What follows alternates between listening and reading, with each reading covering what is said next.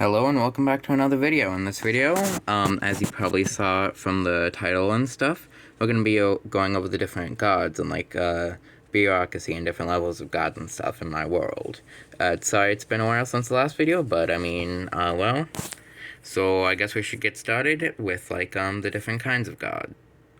So right here what I have is it's like a pyramid of different levels of power in my world and stuff, the different levels of hierarchy and things. And it's not fully filled out because this is the main thing we're focusing on this video. So as you can see, there's this dashed line here that's saying that these are the same level, but not exactly the same, because both of these are considered part of the outer gods, while the realm gods are a higher level of the outer gods while still being a part of the outer gods.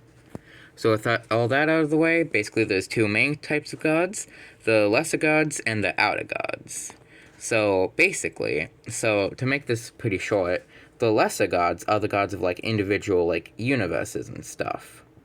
So here's a little diagram of how it works. So within the mortal realm, there's different levels. The lowest and furthest down is called a universe, and there's multiple universes in a multiverse, and several multiverses in an omniverse, and so on and so on. But basically the furthest down level, at least on this, is a universe, and each universe has something I call a nexus point. Basically something within a universe that helps hold it together and makes it classified as a universe. It can be an object or a person, and if a person holds this, they're the head god of their pantheon. Some of them are alone, some of them create more lesser gods, and that's what happens when a person has it. Sometimes an object has it, and it's not any one person, so there's not really a god in the traditional sense. But in a lot of cases, especially in Serinosis, it is an entity that holds the Nexus power, and they're the head god of the Serinosis pantheon. So for a bit more specifics on what a god is, I have this old paper that I made back for the spirits video where I show the difference between a mortal soul, a spirit soul, and a godly soul. And I think this one looks better, but I made another paper that's a bit more accurate, but I think it looks a bit better on this one. So here's the mortal soul and stuff. And then we're going to pan over to the gods, and it's pretty similar. So yeah, here we have one of the normal lesser gods, basically just their spirit surrounded by mana. And then for Nexus gods, it's the same, however they have another layer, and that's the Nexus energy, and that's around their soul, and that's part of what makes them the head god of the pantheon. Then we have the outer gods, which are unique because instead of just mana, they have several different embodiments of mana there. So they have their spirit, and then they have the mana closer to them, and then they have all the different energies of existence and stuff. And then here's a realm god, and realm god to outer god is basically the same as comparison between lesser god and a nexus god. These two have the same kind of relationship as these two, if that helps clear it up. So as you can see, it's basically the same, except now the spirit is spiraling, because in the place it once was is an energy from whatever universe, whatever realm they're the head of. For example, the head of the Aether realm would look like this, with a white thing in the center to represent the Aether. And then for spirit, as you can see, they'd have a greenish one, and mortal a deeper, darker green one. So that's basically how different godly souls work. And then there's something else, but I mean that's for a different day. So now we have those descriptions out the way. I wanted to show you some of the actual designs I've made for some of my gods so far. So first off, we have these three, which are all outer gods. One of Eldridge, one of Mana and the Weave, and one of Disorder. And you may be wondering, hey, if there's a mana realm, how is this not a realm god, instead a different, lesser outer god? And that is something I'll get into in just a second. And just a second has passed, and now here we are. And now I have the outer gods, and then I have listed the different ones they are. So, as you can see, here's a little reminder on the realms. So there's the mana realm, Aether and Void, Spirit, Afterlife, and then the mortal realm, the Thought realm, which was originally called the Oasis, but is now called the Thought realm, and then the Forgotten realm. And as you can see, not all of them are there, and most are under different names. So Aether and Void are Aether and Void. Aftermath is the outer god is the outer god of the afterlife, and then mind is the outer god of the thought realm, and then connection is the outer god of is the realm god of the spirit realm, as it's basically connection, as spirits are basically connections between the mortal and the divine. And then there's legacy, which is the realm god of the outer realm, and then change, which is the realm god of the mortal realm. Leaving out the mana realm because that's a very long story. And then, as you can see here, we have the 10 outer gods that are not realm gods listed. That being travel, specifically travel through like time and space. They help make sure like time is working correctly and stuff. There's order and disorder, and as I said just a moment ago, this is the goddess of disorder. And then we have like making or craftsmanship, matter and the weave, which I just mentioned, and eldridge. Those are the other two. And then there's matter or physicality, identity, knowledge, and then abyss. And abyss is different than void. Void is like a physical substance, while abyss is like the lack of something, like at the very bottom of the ocean or space. It's like abyss means space, not as in outer space, but space as a whole. That would include outer space and like the bottom of the ocean and that kind of stuff. That's what I mean by abyss. Anyway, with all that dumb stuff out of the way, like I said, here's some of them. So this one I call Nexus as of now, and this is basically her design. She's the outer goddess of disorder and the night. Not the moon, but the night. The moon is part of the night, but she's bigger than just the moon. And as you can see at the top, there's a special symbol that all three of the ones I've made so far share. And this is because all of them actually share it, because that is called the outer crest, and is basically a special crest to signify that it is an outer god. So as we can see here, these are the other two, the outer god of eldridge and the outer god of mana and the weave. And this is basically what they look like. They're like bird-dragon hybrids. This one's mainly dragon with some bird-like qualities, mainly bird with some draconic qualities, you get it? But something interesting about this guy is he's basically as close as a familiar you can get for a god. There's like another layer of god, what I like kind of alluded to earlier with like a different level beyond that's not exactly for us to get into today. There is, and he's basically the familiar of that god.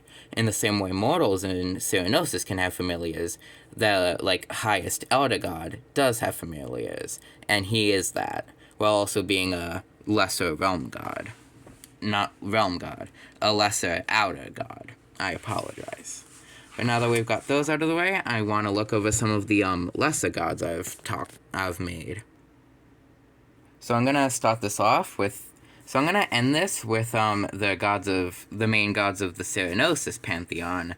But I'm just gonna quickly go over some other gods I've made for other universes that are canonical to Serinosis, that are like different stories.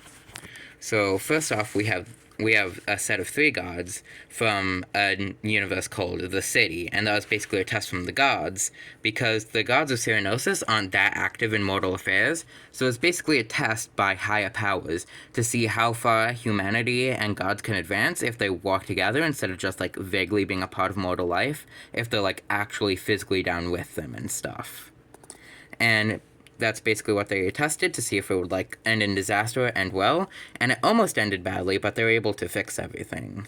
So first off, we have Andraka, and this is one of the lesser gods, and he's basically of like the past and magic. And then we have Izengu, a god of like the future and like technology. And these 2 gods, they originally came down and found 2 different tribes of people and taught them their specific ways of magic and technology, and they fought, and just as things looked really bad, there was a secret 3rd tribe that existed that the outer gods noticed. So they sent down a 3rd god, which is the Nexus god of the city's universe. And that is this guy, who is Ukanifa. And he is basically the Nexus god for their universe, and he is the god of like knowledge and like the present and like mediation. So basically he came down from the heavens and said, "Hey, you two, stop fighting and then the three tribes united together as the city. Sorry for that little, like, lore dump about the city. I know it's not exactly what it's about, but I think it's important to say, like, their involvement with the city and when talking about them. And next up, we have two gods from, like, a different universe. And, like, as I said, the city was basically, like, canonically a test to see if the gods and mortals can get along. This was, like, and that was an idea I had, which inspired me to create the city. At least kind of. It's a longer story I'll get into at a different time. But this isn't, like, canonically what they were thinking, but in my head I was like, what if there's, like, a Nexus god that's, like, evil? Like, how would that work? So that's not canonically why, like, this next universe happens the way it does, but in my head that's why I created it that way. So first off, we have this guy who's basically, like, seeming like one of the gods of, like, their realm. He's basically, like, the equivalent to, like, a Christian god in, like, Christian countries in our world. Like, how they believe him to be the one true god, the people of this universe believe him to be their one true god. But as you can see very faintly, there's, like, little things coming off him. And those are little puppet strings. Because the idea is he's just a puppet for this Nexus god. And the idea is basically... this is from a different story I'm currently, like, planning out and thinking about maybe writing one day. And basically the idea behind it is, like, all those different, like all those, like, paranormal ghost hunting shows and, like, paranormal investigators and, like, grave encounters. Like, those kinds of things mixed with, like, Faith the Unholy Trinity and Phasmophobia. It's basically, like, Phasmophobia and Faith the Unholy Trinity mixed around with, like, some of the, like, ghost hunting shows and movies and stuff. And, like, if that kind of world was, like, real, which, I mean, I guess some people believe, but, like, I don't personally think that's real, so it's basically, how would that work if it was real? And this is basically what I came up with. So she's, like, an evil god. You can think of her as, like, lawful evil in, like, D&D terms. So she's, like, evil and wants humanity to suffer, but she also basically made her own set of rules, because it's a game she's playing with herself. She made herself an opponent in the other god, and then she's playing a game with mortality as the pawns. So she made up arbitrary rules to the game to give them at least a chance of winning, but in reality, the game's pretty rigged against them. So with all that out of the way, let's go on to the main stuff. And also, I'm going to be explaining some more lore stuff, so if you haven't watched my lore videos, like, on the actual, like, story, then you might be a little confused. So our current story starts, like, after the 11 realms are destroyed, and everything's, like, coming back together. And then we have the first god coming back afterwards, and it is Lumaji, or the White Mage. And this is a reincarnation of the Blue Mage. When everything was destroyed, not everything was completely eviscerated. Most things were, but some things were, like, destroyed, but not fully eradicated. And so he was able to kind of reincarnate into Lumaji. And basically, he'd go on to be the head god of the Pantheon, but not at this point. Because at this point, it's basically just him floating around in an endless nothingness of the of the mortal realm. But he's not like that for long, because as he reincarnates, someone else also reincarnates, and that is Shadrav, who used to be Shaden, who was the Void King.